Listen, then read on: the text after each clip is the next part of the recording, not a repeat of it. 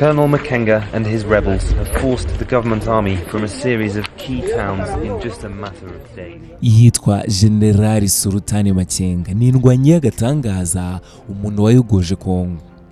Kwanza reka mazemera hangaha.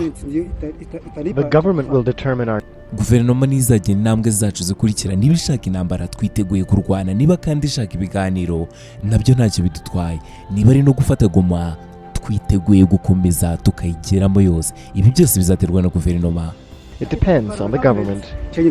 Ahangaha yari mu mwaka wa 2012 ubwo Sultan Makenga n'abarwanyi be bari mu 23 bari bamaze gufata umujyi wa Bunagana. Ahangaha rero mu ijwi rituje ryuzuyemo confidence nyinshi cyane n'akanyamuneza n'icyizere yifite kidasanzwe amwenyura, yari mabwira ibitangazamakuru bikomeye cyane birimo na Al Jazeera yuko biteguye bakanafata umujyi ukomeye cyane wa Goma igihe cyose leta ya Kongo yabitubahirije amasezerano bagiranye. Kandi koko ibi ngibi M23 yarabikoze kuko mu mezi yakurikiyeho bahise bafata uyu mujyi ujya mu biganza byabo ariyo Goma.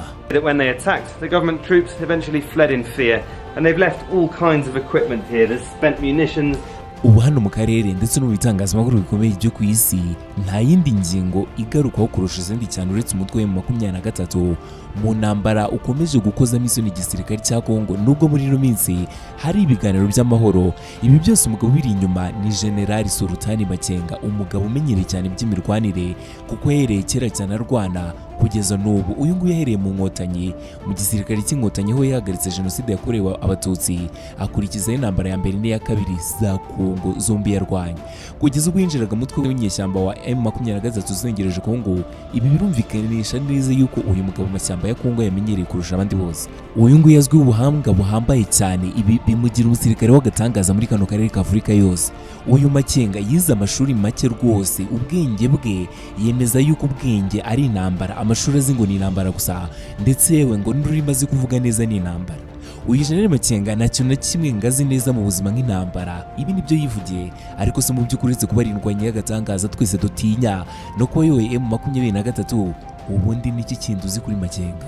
Mbwiza ukuri, nicyo uzi ku buzima bwe bwite butari ubwo mu ishyamba ku rugamba?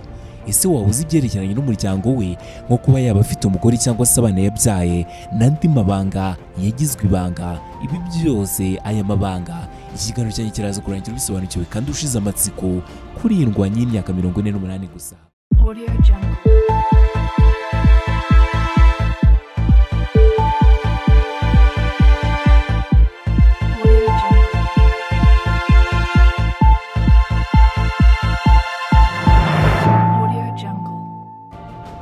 Ikaze narone muri kino kiganiro inkomoko muzi, ikiganiro cyacu kandi cyanyu. None ubu reka twinjire muri Kongo. Muzagenda mubamenya buhoro buhoro, amuzagenda muburaho mu kazi, muzajya mukorana na polisi banyu ba M23, mugomba kububaha no kubafasha mu kazi kuko nabari hamwe natwe mu byose turi gukora hano mu gihugu. Turakubariana. Makenga akunze kuza akavuga ikinyarwanda iyo aganira cyangwa se arimo atanga imbwirwaruhame aziheza abarwanyi be. Uyu nguyu yarakizi neza cyane kuko yabaye n'abanyarwanda igihe kinini cyane, yanarwanye mu ngabo zabohoye u Rwanda.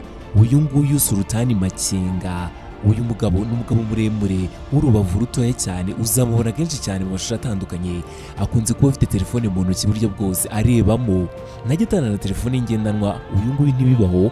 Abashakashatsi bibanda kuri Kongo aribo Timo Murray hamwe n'uyu Christophe Van Gaal bamubonye imbona nkubone, bavuga yuko ikintu atajya atakaza atajya ashyira ku ruhande n'inkoni. Uyu nguyu yagendana inkoni nk'ikimenyetso cy'umushyumba w'ishyo ry'inka, ariko nanone nk'ikimenyetso cy'umuyobozi w'ingabo.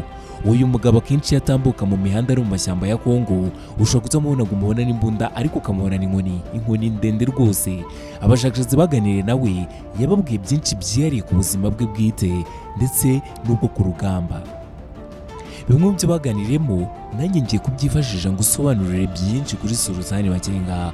Ndibuze kwifashisha n'izindi nyandiko zitandukanye zirimo izanditswe na New African Magazine, hanyuma n'izanditswe na Eastern Valley Institute, hanyuma nkubwire byinshi byihariye kuri Sultan Makenga. Amazina yose yawe n'ababyeyi, uyu nguyu ni Sultan Emmanuel Makenga.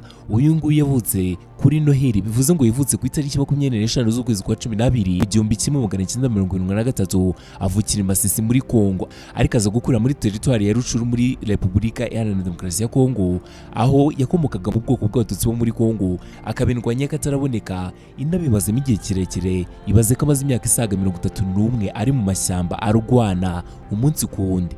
Urugendo rwe mu Rwanda no kubinyeshyamba bikamugeza ku bwamamare rwatangiriye mu Nkotanyi, aho byatangiye mu myaka y'1990 ubwo ingabo zabo ziriza RPA Inkotanyi zatangije urugamba rwo kubohora u Rwanda. Uyu Makenga wari ufite imyaka 17 gusa y'amavuko yahise afata icyemezo gikomeye, ava mu ishuri ubundi yerekeza muri Uganda, aho yafashe imyitozo ya gisirikare y'amezi 6, arangije ahava yerekeza mu gisirikare cy'Inkotanyi mu kwezi kwa 10 mu 1990. Uyu nguyu ngo yangaga Habyarimana kubera ukuntu ngo yari afite umugambi mubisha wo kurimbura abatutsi. Ahangaha rero ngo nibwo yahisemo kwifatanya n'abari bagiye kumurwanya, ngo ni ikintu atatekerejeho kabiri mu buzima bwe. Ahangaha mu ngabo z'u Rwanda yahakuye ipeti rya sergent, aho yahise akomereza mu Burundi, aho yabonaniye na Laurent Desire Kabila yari afite umugambi wo guhirika ubutegetsi bwa Mobutu Sese Seko. Makenga ngo yumvishe biryoshye bakorana batyo. Mu ntambara ya mbere yo guhirika Mobutu, Makenga yabarizwaga muri bato yitwaga Nguluma iyobowe na General James Kabarebe. Uyu nguyu wari ukuriye ingabo z'u Rwanda zari zaragiye ku rugamba muri iyi ntambara. Uyu nguyu bamaze gukuraho Mobutu Sese Seko, Laurent Desire Kabila ngo yarabihindutse rwose, avuga yuko ngo abanyamahanga bose barwanye intambara ngo na ba Makenga babarimo, yuko bagomba kuva mu gihugu byihuse, ngo ntabwo ari abanyekongo. Uyu nguyu yabirukanye muri Kongo bahava ako kanya, ariko Makenga na bagenzi be barimo General Jean Bosco na Ganda bafata umwanzuro yuko nawo bari bujye. Abangaba ngo Kongo ni hiwabo, ndetse bati tuzahaguma ku kiguzi cyari cyo cyose.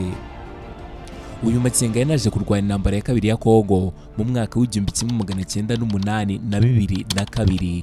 Uyu nguyu bato yari arimo yarwaniye mu gace ka Kituna, aho uyu mugabo yagize uruhare rukomeye cyane mu mikorere n'imirwano y'iyi batayo, by'umwihariko mu mujyi wa Katanga, aho yerekanye ubuhanga bwihariye kuri runo rugamba.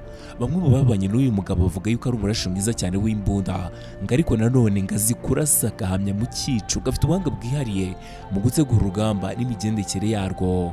Uyu mugabo ntabwo asanzwe ndakubwiye.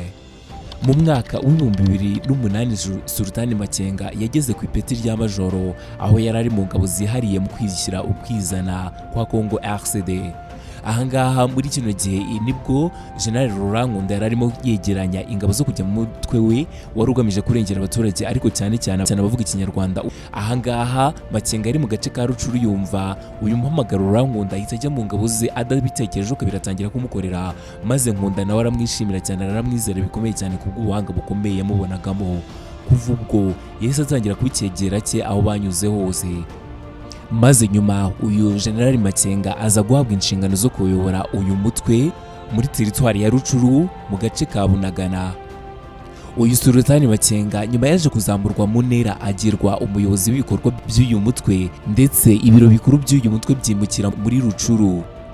Ahangaha General Makenga yagerageje kwisuganya nyuma yo gutakara k'uyu mutwe, hanyuma agerageza gutabara bosi we wari wafashwe na leta y'u Rwanda, gusa byaje kuba iby'ubusa. Ahangaha we n'abayobozi bakuru b'uyu mutwe basinye amasezerano n'imikoranire ya guverinoma ya Kongo ku itariki 16 z'ukwa mbere 2009. Ahangaha muri aya masezerano CNDB yongeye kwisuganya n'ingabo za Kongo, maze Makenga ahita ashyirwa mu mutwe wo kurwanya FDLR mu duce twa Masisi na Walikale, ahava yerekezwa muri Kivu y'Amajyepfo, we yagizwe umuyobozi mukuru w'ibikorwa bya gisirikare hano.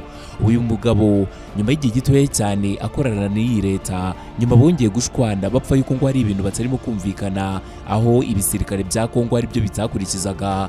Ahangaha ku itariki 4 z'ukwezi kwa 2012 nibwo ikirunga cyari kimaze iminsi gitutumba cyarutse, maze abasirikare 300 bari barabahoze ari abarwanyi b'uyu mutwe, bari bayobowe n'uyu General Jean Bosco na Ganda wari warasimbuye Laurent, batangaza yuko bahagaritse kuba abasirikare ba leta burundu.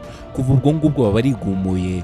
Makenga n'uyu mugenzi we batangije ibitero bikomeye cyane ku ngabo za leta zari mu bice by'amajyaruguru ya Kivu. Ahangaba abarwanyi ni naho bishyize hamwe batangiza umutwe witiriwe itariki ya 23 z'ukwezi kwa 3 2009, hamaze biyita M23 tuzi kano kanya.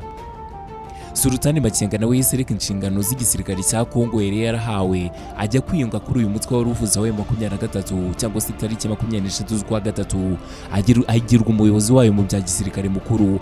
Bararwana karava kugeza ubwo kubise FARDC inshuro zitagira ingano bafata umujyi ukomeye wa Goma, umurwa mukuru w'Uburasirazuba bwa Kongo.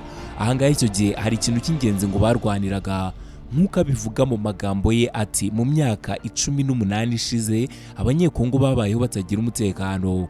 Ahangaha kandi ni inshingano za guverinoma gutanga umutekano ku baturage, ariko guverinoma ibingibi ntibyitayeho. Ati mu magambo ye akomeza agira ati reba iyi mihanda ni abantu koko, kuva hano ugera mu rugo bigoye cyane kuhagera, biranagoye, bimeze nk'ugerageza kwinjira mu ijuru, hameze nk'ikuzimu. Abaturage ba Kongo barababaye cyane. Leta yirirwa ivuga demokarasi ariko ntayihari mu by'ukuri. Demokarasi ni igihe abaturage bavuga ukuri, ariko niyo uvuze ukuri uhinduka umwanzi. Nyuma y'igihe barwana mu ntsinzi zihambaye za gisirikare mu mwaka wa 2013 nibwo mu 23 yacitsemo ibice, hanyuma biba nyuma y'amakimbirane ya Sultan Makenga na Bwose na Uganda babari inshuti. Aba bapfaga ubuyobozi bw'uyu mutwe, buri wese yashaka kuwuyobora, hanyuma babaza kubipfa. Ibi byaje gutuma MONUSCO n'ingabo za Kongo babarwanya baranabatsinda koko, baratatana. Aba Sultan Makenga bajya Bugande, hanyuma uyu mugabo wundi we rwose atangira gutsindwa bikomeye cyane. Uyu Ntaganda we bahungiye mu gihugu cy'u Rwanda, aho Ntaganda we yanaje kwishyikiriza urukiko mpuzamahanga. Uyu nguyu yarafunze, yanakatiwe imyaka 30. Mu mwaka wa 2017 nibwo hasakaye ibihuha bikomeye cyane byavugaga yuko Makenga ngo yapfuye. Gusa byari ibihuha bidafite ishingiro, kuko ahubwo yahise ava i Bugande asubira kwisuganyiriza mu mashyamba ya Kongo hafi y'umupaka wa Uganda. Uyu nguyu yazikusanyije abarwanyi benshi cyane, aho mu ntangiriro z'uyu mwaka aribwo baje ari simusiga bivuna umwanzi. Kugeza ubu ngubu Sultan Makenga na M23 bamaze kwigarurira umujyi wa Bunagana n'utundi duce dutandukanye, aho bagerageje no gufata Goma, ndetse baranagaragaza imbaraga zikomeye cyane zo gufata na Bukavu. Intambara isa nayo ikomeye, nubwo mu minsi yatambutse ibintu byaje guhinduka, ubwo aba barimo ibihugu bitandukanye birimo abayobozi ba Afurika ndetse na Katari barimo kugerageza kubunga bafatanyije na Leta Zunze Ubumwe za Amerika ziri kugerageza gukura ubutunzi muri kino gihugu cya Kongo. Aba bose bakaba bari kugerageza ngo barebe yuko habaho amasezerano y'amahoro. Kugeza ubu ngubu nta kidasanzwe kuri iyi ntambara irimo kujya mbere cyangwa se yahagaze, gusa byinshi no ku iherezo ryayo tuzajya tugenda tubibagerezaho ku gihe. Reka ngushimire wowe ufashe umwanya wawe ukabana nanjye muri iki kiganiro. Tuzagenda tukubwira n'ibindi byinshi bitandukanye utari uzi kuri uyu mugabo ndetse n'abandi bakorana. Aba ngaba bose uzabamenyera aha. Njye nitwa Edi Kerodi.